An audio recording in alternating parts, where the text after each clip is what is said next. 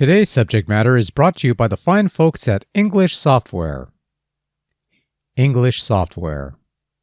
There was a developer of computer games in the early 1980s called English Software.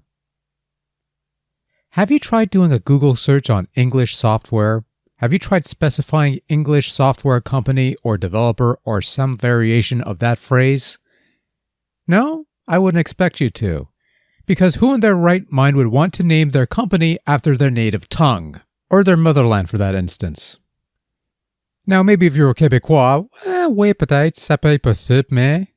Could you imagine someone in Montreal starting up a software house and naming it English Software? L'Office québécois de la langue française would have a fucking field day with that, but I digress and I realize I should start talking about the game in question, but honestly there's not a whole lot to talk about. So anywho, let's begin.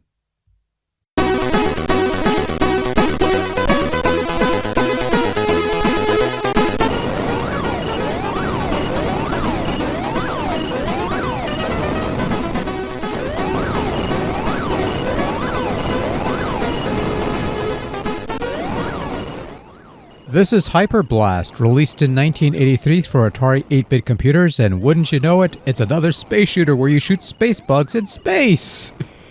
Except now you have a big honking spaceship, which is always nice. Except that only makes you a bigger target.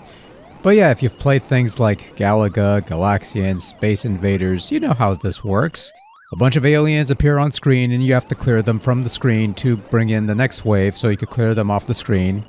The aliens will dance around the screen constantly to avoid your fire, but eventually you do kill them off after a number of waves, and you'll warp to another sector of space where another alien type awaits you with a different dance routine for you to adapt to, and the cycle continues until you eventually get killed off, lose all your lives, and the game ends.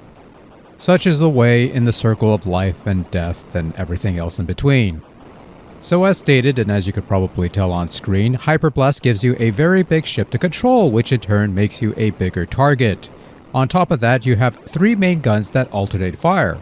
So you fire once, your central gun shoots. Fire again, your winged gun shoots. 2 shots. And then it switches between 1 and 2 shots, alternating every time you press the button.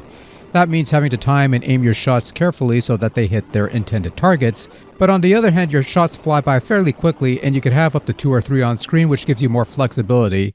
Also, while your ship is large, it's also quite fast, so you have an easier time to dodge attacks and react quickly. These are things you need to do to survive and endure HyperBlast's challenge, which includes 3 difficulty settings.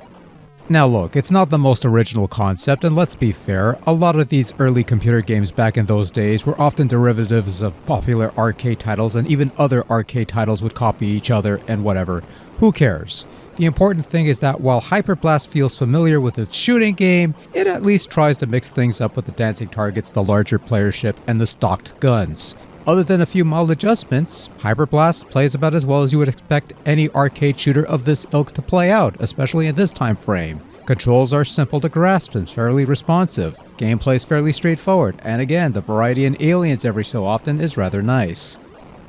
HyperBlast is a simple looking game. Your large ship looks nice, even with that colorful paint job. The alien designs are rather distinct from each other, but not a far cry from anything we've seen before in this timeline or otherwise.